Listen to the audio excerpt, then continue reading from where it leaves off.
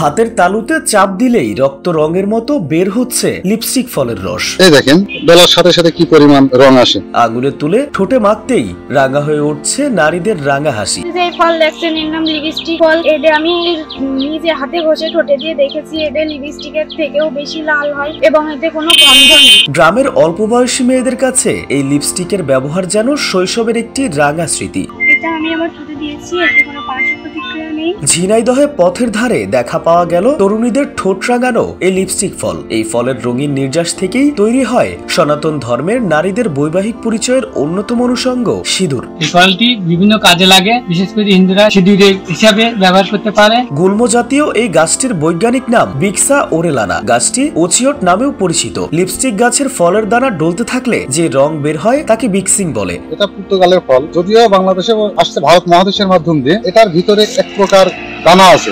দেখতে অনেকটা লিপস্টিকের মতো লম্বাটে আকার ও ফলের রঙিন নির্যাসের জন্য স্থানীয়ভাবে এটি লিপস্টিক ফল বলে পরিচিতি পেয়েছে। এছাড়া এটিকে জাফরান গাছ বলেও ডাকা হয়। আমাদের এই যে জাফরানের গাছটা, এটা হাঙ্গার ফ্রি ওয়ার্ল্ড থেকে সংগ্রহ করা হয়েছে।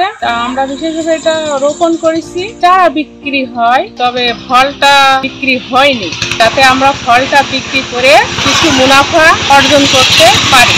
লিপস্টিক গাছের ফল ভেষজ গুণে ভরপুর। মূলত বিবিধ প্রসাধনী সামগ্রী তৈরিতে এর রয়েছে ব্যাপক ব্যবহার। কেউ প্রসাধনী হিসেবে ব্যবহার করে, কেউ লিপস্টিক হিসেবে ব্যবহার করে, কেউ আবার পোলার রং বৃদ্ধিতে ব্যবহার করে থাকে। পর্তুগাল থেকে সংগ্রহ করা লিপস্টিক গাছ বা জাফরান গাছের ফল চাষ করে লাভবান হবার স্বপ্ন দেখছেন ঝিনাইদহের লিটন মিয়া ও তার স্ত্রী। এই ফলটা আপনারা দেখছেন, এটা পর্তুগালের ফল। পর্যায়ক্রমে ভারত মহাদেশে আসে, ভারতের মানুষ সিঁদুর হিসাবে ব্যবহার করে। ওখান থেকে আমরা যে কোনো মিডিয়ার মাধ্যমে দেখে আগ্রহ হওয়ার পরে এটা বাংলাদেশে নিয়ে আসি। নিয়ে আসার পরে এই ফলটা ভালো বা আমরা আমাদের দেশে এখন রান্নার কাজেও ব্যবহার হচ্ছে। তো এখন এর যদি বাজারজাতটা খুব ভালো হয়। বাজারজাত কিভাবে হবে সে বিষয়ে প্রশাসনের সাহায্য চান লিটন মিয়া। আমাদের দাবি যে এটা প্রশাসনের কাছে বা স্থানীয় সরকারের কাছে এটার বাজারজাত যদি ভালো হয়, তাহলে আমরা আরো এই চাষটা ভালোভাবে করতে পারবো। এদিকে লিপস্টিক ফলের উৎপাদন বৃদ্ধি ও এর যথাযথ বাজারজাতকরণে সার্বিক সহায়তার আশ্বাস দেন স্থানীয় কৃষি অধিদপ্তরের কালীগঞ্জ উপজেলা কৃষি অফিসার মাহবুব আলম রনি। এই উপজেলার অনেক অগ্রগামী কৃষক উচ্চ মূল্যের নতুন নতুন ফসল চাষ করছে। আমাদের মালিয়াটি ইউনিয়নের ষাটবাড়িয়া গ্রামের লিটন আলী তেমন একটি নতুন ফসল চাষ করেছেন, যেটি লিপস্টিক জাফরান টি নামে।